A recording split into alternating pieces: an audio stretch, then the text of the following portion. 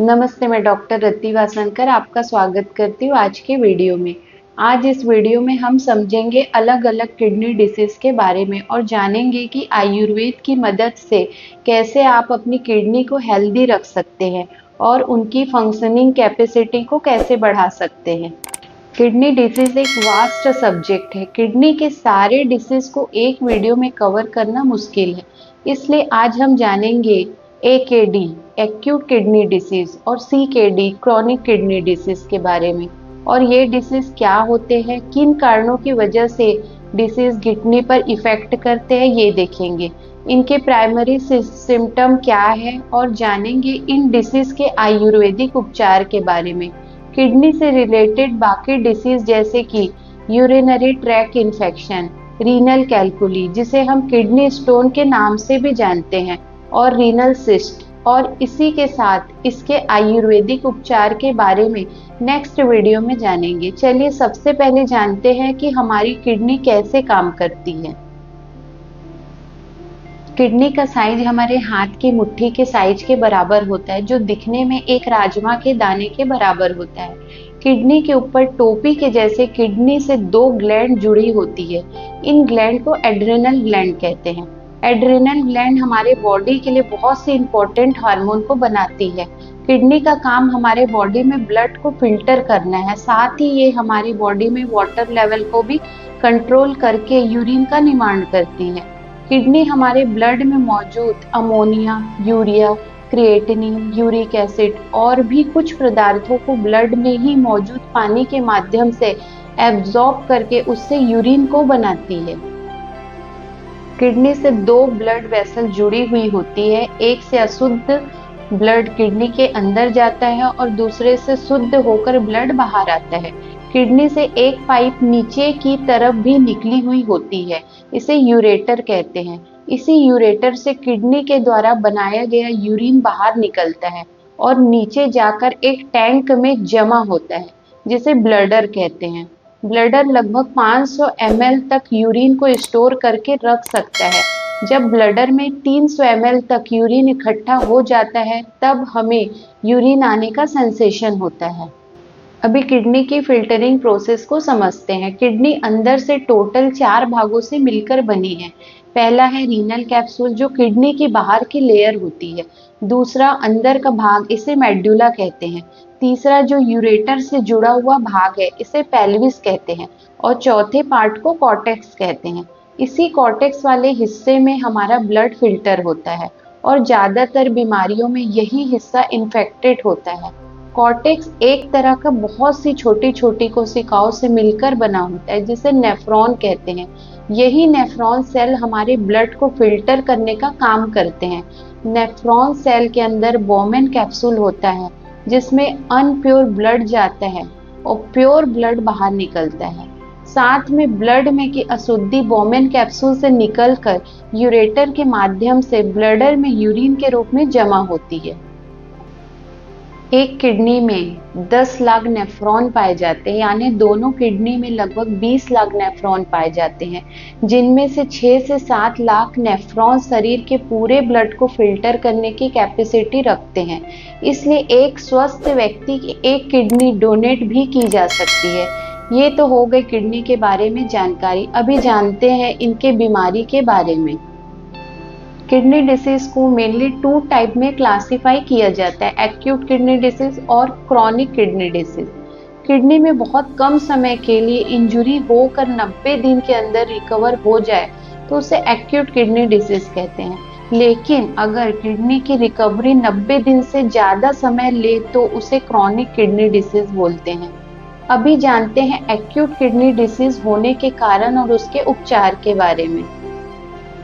कभी एंटीबायोटिक ज्यादा खा लेना या किसी एक्सीडेंट में किडनी में डैमेज हो जाना या शरीर की एंटीबॉडी का हाइपर एक्टिव हो जाना, जिसे IgA नेफ्रोपैथी कहा जाता है, एक्यूट किडनी डिसीज होने के कारण है। इस केस में अगर इंजुरी कम मात्रा में हो तो किडनी अपने आप ही रिकवर हो जाती है, लेकिन अगर इंजुरी ज्यादा है तो प्रॉपर डाइट और कुछ आयुर्वेदिक मेडिसिन के द्वारा रिकवरी की जा सकती है। अभी सवाल ये है कि हमें पता कैसे चलेगा कि हमारी किडनी में कोई डैमेज हुआ है कि नहीं। एक हेल्दी व्यक्ति को 24 घंटे में 6 से 10 बार यूरिन आती है। अगर इसकी फ्रीक्वेंसी कम हो जाए या ज़्यादा हो जाए या रात में बार बार यूरिन के लिए उठना पड़े, that indicate something wrong with your kidney. या यूरिन में झाग बनना जैसे सर्फ का पानी होता है वैसे, या यूरिन में ब्लड आना, रेड यूरिन होना, या यूरिन पोला कलर की आना, ये प्राइमरी सिम्टम दिखाई देते हैं। और अगर किडनी में इंजरी ज़्यादा हो तो शरीर पे स्वेलिंग आती है और शरीर पे बहुत ज़्यादा इचिंग होती है।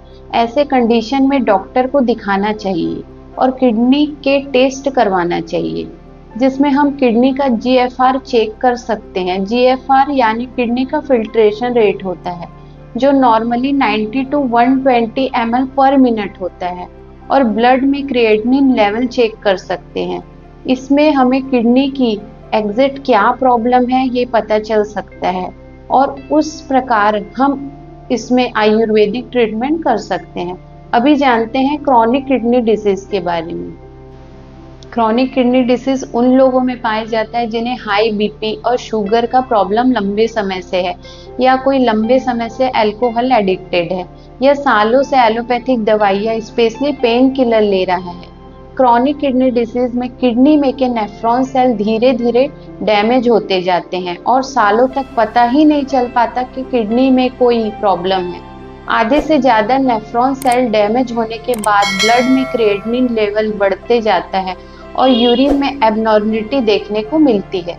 इस कंडीशन में अगर आयुर्वेदिक ट्रीटमेंट किया जाए तो किडनी को कुछ हद तक रिकवर किया जा सकता है।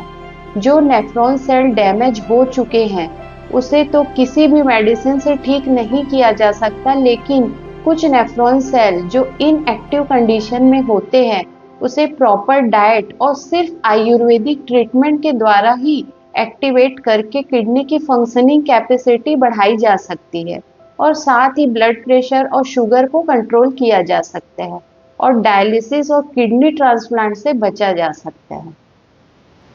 अभी जानते हैं आयुर्वेदिक औषधि के बारे में जो एक्यूट किडनी डिसीज और क्रॉनिक किडनी डिसीज में लाभदायक साबित होती है। किडनी डिसीज में उपयोगी होने वाली आयुर्वेदिक औषधि एंटी इंफ्लेमेटरी नेचर की होती है और डाययूरेटिक प्रॉपर्टी की होती है। किडनी संबंधी औषधियों के बारे में हमें चरक संहिता के सूत्र स्थान और चिकित्सा स्थान में उल्लेख मिलता है। साथ ही अष्टांग हृदय के सूत्र स्थान और चिकित्सा स्थान में भी इसका उल्लेख मिलता है। इनमें से कुछ औषधियाँ इस प्रकार हैं। पुनर्नवा की डाययूरेटिक प्रॉपर्टी किडनी का जीएफआर लेवल इंक्रीज करती है।